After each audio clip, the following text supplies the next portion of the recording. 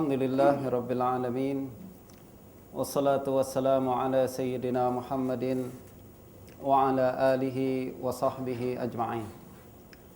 Rabbin fa'na bima 'allamtana wa 'allimna ma yanfa'una warzuqna 'ilman yuqarribuna ilaika ya rabbal alamin. Allahumma faqqihna fid din wa 'allimna at-ta'wil waftah 'alaina futuhal 'arifina bika ya rabbal alamin. ولا حول ولا قوة إلا بالله العلي العظيم. اللهم إني أعوذ بك أن أضل أو أضل أو أزل أو أزل أو أظلم أو أظلم أو أجهل أو يجهل علي. Tuan-tuan, puan-puan sekalian, para jamaah yang dirahmati oleh Allah Subhanahu wa taala.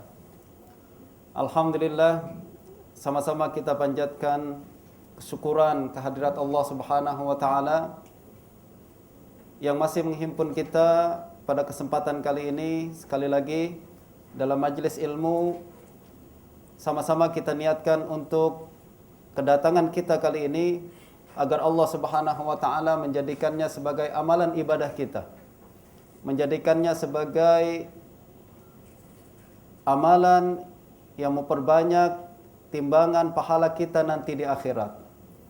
Kita minta kepada Allah Subhanahu wa taala dan kita niatkan pada saat ini kehadiran kita adalah untuk mempertingkatkan keimanan kita kepada Allah, memahami hukum-hukum Allah Subhanahu wa taala, sekaligus mengenal dan mengetahui apa yang ingin Allah kita lakukan dan apa yang ingin agar kita tinggalkan dalam kehidupan kita, yang mana apabila kita laksanakan segala yang Allah perintahkan dan kita tinggalkan apa semua yang Allah telah larang pada diri kita, mudah-mudahan kualiti hidup kita akan menjadi lebih baik. Mudah-mudahan kecemerlangan akan menghiasi hidup kita. Mudah-mudahan kita akan menjadi ahli-ahli syurga yang telah dijanjikan rumah-rumah, istana-istana dan sungai-sungai yang mengalir di bawahnya. Tuan-tuan dan puan-puan sekalian yang dirahmati Allah Subhanahu wa taala. Pada saat ini kita berada di penghujung bulan Zulqa'dah dan akan memasuki sekejap lagi akan memasuki hari-hari pertama bulan Zulhijjah. Sebagai peringatan untuk diri saya dan tuan-tuan sekalian, bulan Zulhijjah yang akan kita masuki sebentar lagi, terutama 10 harinya yang pertama, merupakan hari-hari yang paling Allah cintai dan merupakan hari-hari yang sangat besar fadilahnya di sisi Allah Subhanahu wa taala.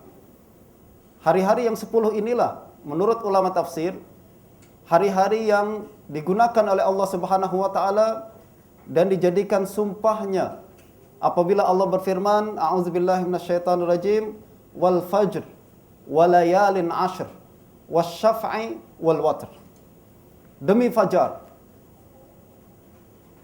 wal fajr, demi fajar, walayalin 'ashr, dan demi 10 malam. Nah, 10 malam inilah yang dimaksudkan oleh para ulama. Para ulama mengatakan bahwa 10 malam yang dimaksud dalam sumpah Allah ini, walayalin 'ashr, demi malam-malam yang 10, yang dimaksudkan adalah malam-malam 10 sejak masuknya hari pertama bulan Zulhijjah hingga ke hari ke-10 bulan Zulhijjah, yaitu yang dikenal sebagai hari Idul Adha. Karena besarnya fadilah yang terdapat dalam 10 hari pertama bulan Zulhijjah ini, tuan-tuan dan puan-puan sekalian, maka Nabi SAW pernah bersabda, "Ma min ayyamin al-amalu salihu fihinna ahabbu ilallah min hazihil 'ashr." Tidak ada amalan ibadah yang paling Allah cintai untuk kita lakukan sebagaimana Allah mencintai kita melaksanakan amalan ibadah tersebut pada 10 hari pertama daripada bulan Zulhijjah. Oleh karena itu, sebagian ulama mereka berpendapat bahwa amalan ibadah yang kita lakukan pada 10 hari pertama bulan Zulhijjah ini, jika tidak lebih baik daripada 10 malam terakhir bulan Ramadan, maka dia menyamai tingkatannya daripada 10 malam terakhir bulan Ramadan tersebut. Jadi kalau kita 10 malam terakhir Ramadan sangat giat beribadah, merasakan betapa banyak rahmat Allah, keberkatan yang turun pada malam tersebut, maka tidak kurang juga sebenarnya keberkatan dan rahmat yang Allah turunkan pada 10 malam atau 10 hari pertama daripada bulan Zulhijjah yang akan kita hadapi beberapa saat lagi. Oleh karena itu, marilah kita sama-sama manfaatkan peluang ibadah ini, di mana amalan ibadah Allah lipat gandakan ganjarannya, untuk kita gunakan sebaik-baiknya peluang ini untuk kita lakukan ibadah di dalamnya. Apa saja ibadah yang kita boleh lakukan pada hari-hari tersebut? Banyak sekali tuan-tuan. Boleh kita laksanakan dengan memperbanyak ibadah sunnah. Boleh juga kita lakukan dengan memperbanyak ibadah puasa sunnah. Barang siapa yang ingin puasa 9 hari berturut-turut dari hari pertama bulan Zulhijjah hingga hari yang ke-9 pun sangat bagus. Kalau kita tak mampu 9 hari berturut-turut, jangankan 9 hari tuan-tuan, 6 hari bulan Syawal pun kita tak boleh buat dengan secara rutin kan. Saya yakin ada di antara kita yang 6 hari bulan Syawal pun masih belum selesai sekarang nih. Ada yang belum habis lagi. Karena udah bulan Zulqa'dah lah Ustaz. Oke, kalau kita tak boleh berpuasa 9 hari berturut-turut sejak dari hari pertama bulan Zulhijjah, minimal yang kita boleh dan mesti kita lakukan adalah kita berpuasa pada hari ke-9 bulan Zulhijjah. Hari ke-9 bulan Zulhijjah disebut juga sebagai hari Arafah. Hari Arafah. Kata Nabi SAW, berpuasa pada hari Arafah, arju an yaghfirallahu lahu as-sanah al-qadimah wa sanah al-madiyah. Saya berharap orang yang berpuasa pada hari Arafah ni, maka Allah akan mengampuni dosanya 1 tahun lepas dan dosanya 1 tahun yang akan datang. Sangat besar fadilahnya tuan-tuan. Nah, semalam apabila saya berbincang tentang kelebihan berpuasa pada hari Arafah ni, yaitu dapat menghapuskan dosa kita 1 tahun ke hadapan, ada yang tanya kepada saya, Ustaz, kalau begitu lepas tu kita tak payah ibadah lagi? Tak payah ibadah lagi? Dosa kita Allah sudah hapuskan 1 tahun ke hadapan, Ustaz. Betulkah itu yang dimaksudkan tuan-tuan? Tentulah para ulama menjelaskan bahawa kemungkinan besar dosa-dosa yang dihapuskan pada karena ibadah tersebut adalah dosa-dosa yang kecil saja. Sementara dosa-dosa yang besar itu tidak boleh terhapus kecuali dengan taubatan nasuha. Termasuk hutang kita kepada manusia, ya kan tuan-tuan?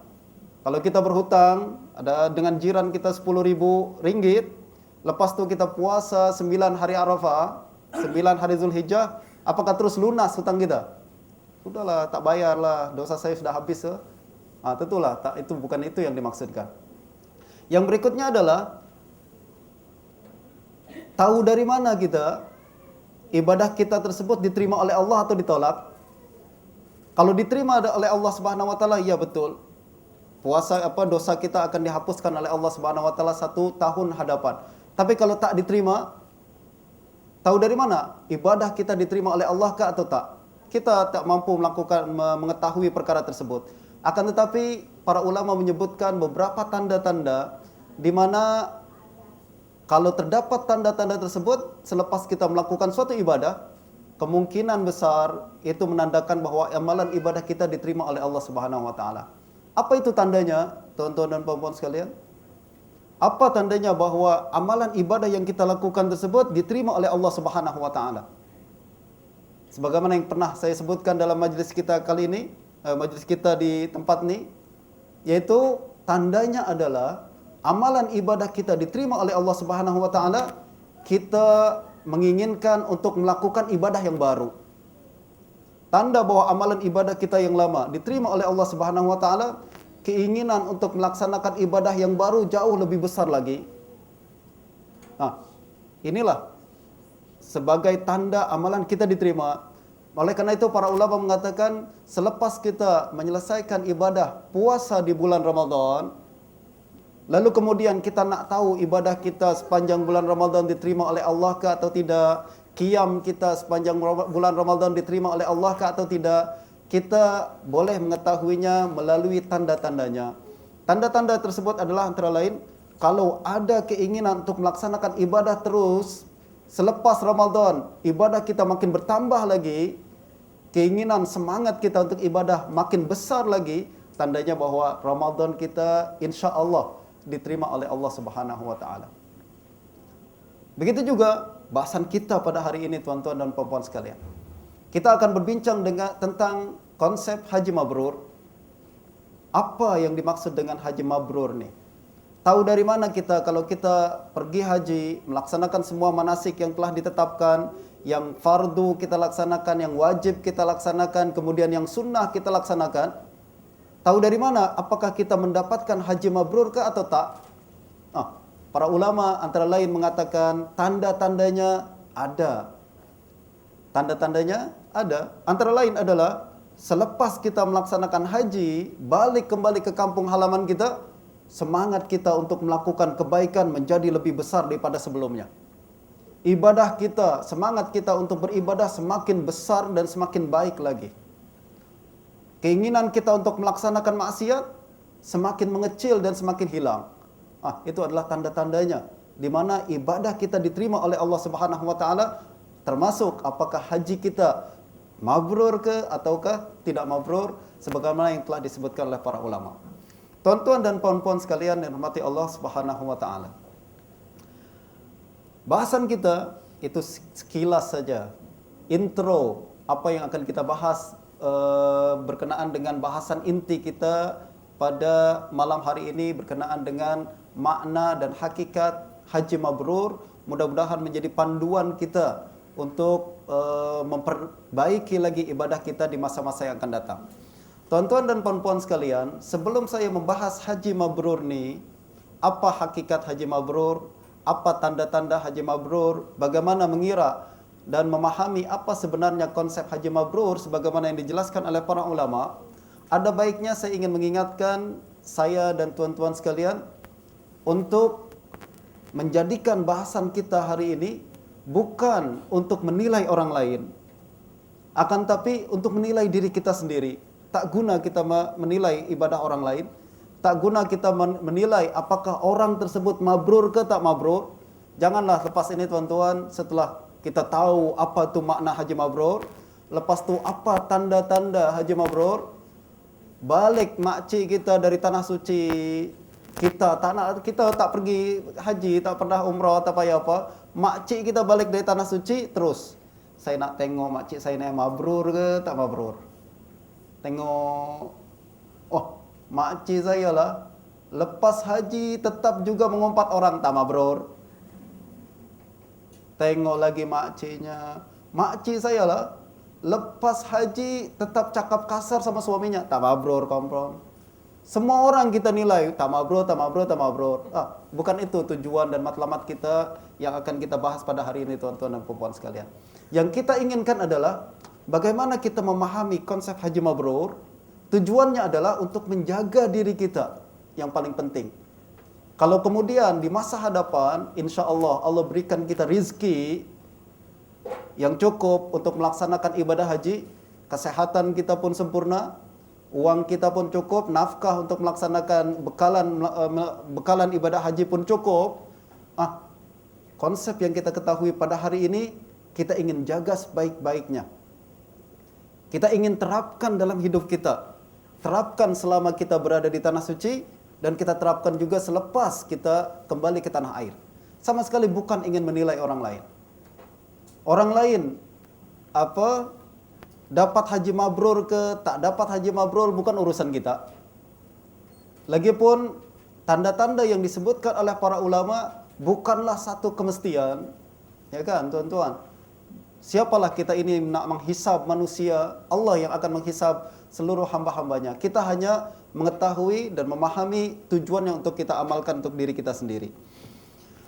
Baiklah tuan-tuan dan puan-puan sekalian yang dirahmati Allah Subhanahu wa taala. Apa yang dimaksud dengan haji mabrur? Kita mulai dari segi bahasa terlebih dahulu. Secara bahasa, mabrur diambil dari kata albir. Albir boleh mengandungi beberapa makna. Yang pertama adalah albir bermakna perbuatan yang baik. Para ulama berkata albir jima'ul khair. Himpunan makna-makna dan arti-arti yang mengandungi perbuatan yang sangat baik, itu namanya bir. Sebagaimana yang terdapat dalam ayat suci Al-Quran, laisal birru an tuwallu wujuhakum qibalal masyriqi wal maghrib, walakinnal birru man amana billah, walakinnal birra man amana billah wal yaumil akhir. Bukanlah yang dimaksud dengan bir, bakti, buat baik itu kita menghadapkan muka kita menghadap ke timur ke atau ke barat, akan tapi yang maksud dengan berbuat baik dengan sebaik-baiknya adalah beriman dengan Allah, beriman dengan hari akhir. Kemudian disebutkan oleh Allah berbagai amalan-amalan lain yang menjadi pertanda dan makna rincian daripada makna albir. Ini yang pertama. Haji mabrur diambil dari kata albir, bermakna sangat baik. Dari sini para ulama kemudian mengatakan bahwa orang yang mendapatkan haji mabrur adalah orang yang mempunyai sifat-sifat baik, sifat-sifat bir selepas dia kembali daripada tanah suci. Kalau kita maknai bir, mabrur bermakna bir sangat baik, yakni orang yang haji mabrur maknanya adalah dia akan mendapatkan sifat-sifat kebaikan, seluruh kebaikan yang terdapat di dalam dirinya. Ada juga sebagian ulama memaknai albir boleh bermakna al-qabul, diterima. Dengan demikian haji mabrur adalah maknanya haji yang Allah terima. Ya kan tuan-tuan. Jadi makna pertama albir bermakna kebaikan, yang kedua albir juga boleh bermakna Allah terima amalan ibadah kita. Itu dari segi bahasa tuan-tuan dan puan-puan sekalian. Sekarang kalau kita ingin membahas bahasan ini dari segi istilah yang digunakan oleh para ulama, apa sebenarnya ketika ulama berkata ini haji mabrur, atau baginda Nabi sallallahu alaihi wasallam bersabda al-hajjul mabrur laisa lahu jazaa'un ilal jannah. Haji yang mabrur tak ada balasan melainkan surga Allah Subhanahu wa taala. Apa yang dimaksudkan kira-kira oleh baginda Nabi sallallahu alaihi wasallam dengan konsep haji mabrur ini? Banyak tafsiran ulama berkenaan dengan perkara ini. Antara lain Imam An-Nawawi mengatakan haji mabrur adalah haji yang diterima oleh Allah Subhanahu wa taala, sekaligus haji yang apabila orang mendapatkan haji mabrur, maka maksiatnya, keinginan untuk melakukan maksiat semakin berkurang, keinginan untuk melakukan ketaatan semakin bertambah. Jadi Imam Nawawi membahas haji mabrur dari segi tanda-tandanya, sebagaimana yang kita bahas tadi. Haji mabrur adalah haji yang apabila orang mendapatkan haji tersebut, maka ketaatannya semakin bertambah dan keinginan untuk melakukan maksiatnya semakin berkurang, dan dia akan menjadi insan yang lebih baik lagi daripada sebelumnya. Adapun Imam Al-Hafiz Ibn Abdul Bar mengatakan yang dimaksud dengan haji mabrur adalah haji yang dilakukan oleh seseorang yang tidak terdapat rafas, kalimat-kalimat yang lucah, kalimat-kalimat yang kotor sepanjang haji, wala fusuq, juga tidak terdapat sifat-sifat kefasikan sepanjang dia melakukan ibadah haji, wala jidal, juga tidak ada pertengkaran sepanjang haji. Jadi ihramnya betul-betul sempurna, dan juga kata Ibn Abdul Bar juga dibiayai oleh harta yang halal. Ini adalah haji mabrur. Kalau saya kemudian, tuan-tuan dan puan-puan sekalian, semua takrif ini tidak bertentangan satu sama lain. Kita boleh mengambil kesimpulan sekarang, ringkasannya setelah kita melihat berbagai pendapat ulama yang lain, kita ringkaskan apa sebenarnya haji mabrur nih. Saya ingin membuat bahasan ini menjadi mudah untuk kita semua, maka saya membuat perumpamaan bahwa haji mabrur adalah, kalau kita perumpamakan haji mabrur itu sebuah rumah, maka haji mabrur adalah fondasinya, asasnya dua perkara, yaitu niat yang ikhlas dan harta yang halal. Bangunannya yaitu melaksanakan manasik haji sesuai dengan sunnah Nabi sallallahu alaihi wasallam sebagaimana yang Nabi perintahkan. Dan atapnya adalah iqamatu zikrillah, mengingat Allah Subhanahu wa taala. Jadi kalau kita buat bangunan haji mabrur, asasnya dua perkara. Niat yang ikhlas dan harta yang halal. Dibiayai oleh harta yang halal. Ini asas untuk mendapatkan haji mabrur. Yang berikutnya, bangunannya, tiang-tiangnya, rukun-rukunnya adalah melaksanakan semua manasik sebagaimana yang diperintahkan oleh Nabi sallallahu alaihi wasallam. Nabi sallallahu alaihi wasallam pernah bersabda, "Khudzu anni manasikakum." Ambillah, pelajari, tengok bagaimana saya melakukan manasik haji, buat juga macam yang saya buat. Jadi ini adalah rukun-rukun untuk mendapatkan haji mabrur. Atapnya tuan-tuan adalah iqamatu zikrillah. Nabi sallallahu alaihi wasallam juga bersabda, "Innama ju'ila tawafu haulal bait wa baina safa wal marwah wa ramyil jimar li iqamati zikrillah." Tujuan daripada kita bertawaf di sekitar Ka'bah, sa'i antara Safa dan Marwah, lalu melontar jumrah, tidak lain adalah li iqamati zikrillah, untuk mendirikan zikir, mengingat Allah Subhanahu wa taala. Ini adalah bangunan mabrur, tuan-tuan. Apabila ini telah sempurna dengan baik, insya-Allah mabrur dengan sendirinya datang kepada diri kita. Mari kita sama-sama mengurai bahasan ini dengan lebih terperinci lagi. Yang pertama, tadi kita katakan asas daripada bangunan haji mabrur adalah dua perkara. Pertama, niat yang ikhlas. Tuan-tuan dan puan-puan sekalian, setiap ibadah mestilah didasari di asasnya niat yang benar, niat yang sesuai, dan niat yang sebagaimana diperintahkan oleh Allah Subhanahu wa taala. Tak boleh seseorang melaksanakan ibadah haji dengan niat perkara-perkara lain yang berkenaan dengan perkara duniawi. Ini adalah ibadah. Ibadah mestilah tujuannya, niatnya karena ingin mendapatkan ridha Allah Subhanahu wa taala. Dan tuan-tuan dan puan-puan sekalian, paling susah menjaga niat di antara ibadah-ibadah yang lain adalah ketika kita melaksanakan ibadah haji. Niat untuk salat senang, lillahi taala. Saya salat untuk Allah Subhanahu wa taala, tak mengharapkan yang lain. Taklah kalau kita salat kemudian dapat 50 ringgit kan tuan-tuan? Ada tak yang solat dapat 50 ringgit? Selain Upin dan Ipin lah. Dapat sekali puasa dapat berapa ringgit setiap akhir petang.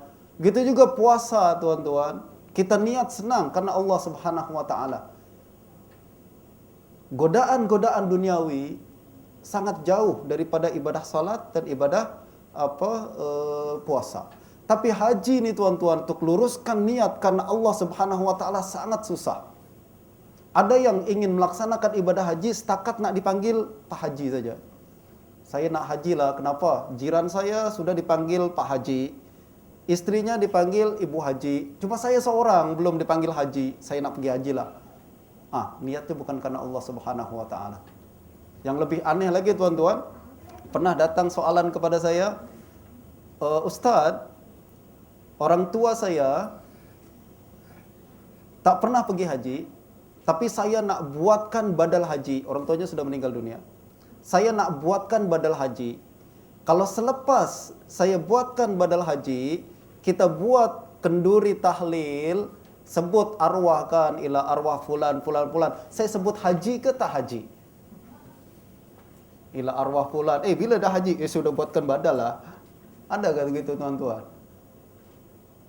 Tapi yang kita inginkan, wallahu alam, kita nak sebut haji ke tak haji tak penting, tuan-tuan. Label-label ni tak penting. Bahkan karena label-label ini mungkin ibadah kita makin berkurangan di sisi Allah Subhanahu wa taala. Karena ingin mengharapkan pujian manusia, mungkin ibadah kita malah tidak bernilai di sisi Allah Subhanahu wa taala. Oleh karena itu, luruskan niat. Asas yang paling penting daripada haji mabrur adalah dimulai dengan niat yang benar karena mengharapkan ridha Allah Subhanahu wa taala. Paling penting juga jaga niat kita apabila kita nak melaksanakan walimah atau kenduri haji, tuan-tuan. Coba tanyalah masing-masing daripada kita, Ustaz, tak boleh ke buat kenduri haji? Boleh, insya-Allah dapat pahala. Insya-Allah Allah akan berikan pahala sedekah. Insya-Allah Allah berikan berbagai kelebihan-kelebihan yang lain. Tapi coba periksa niat kita masing-masing. Kalau kita nak buat kenduri haji, apa niatnya? Biar seluruh kampung tahu bahwa kita nak pergi haji. Biar jiran-jiran kita tahu, besok saya pergi haji ya. Awas kalau korang tak panggil saya Pak Haji, saya tak toleh saya tak saut lah kalau dipanggil. Dulu namanya Umar. Waktu tak dipanggil Haji Umar, dia pura-pura tak dengar je kan. Nah, apa sebenarnya niat kita? Niat ini yang mesti dijaga. Kalau niat kita sejak awal rusak, tuan-tuan dan puan-puan sekalian, maka asas yang menjadi foundation bangunan haji mabrur kita akan rusak sejak awal lagi. Nauzubillah min zalik. Nah, asas yang pertama kita sudah rapikan sama-sama, niat karena Allah Subhanahu wa taala. Bukan karena pujian, bukan karena ingin menunjuk-nunjuk, bukan karena ingin dipanggil Pak Haji, bukan karena sebutan-sebutan yang lain.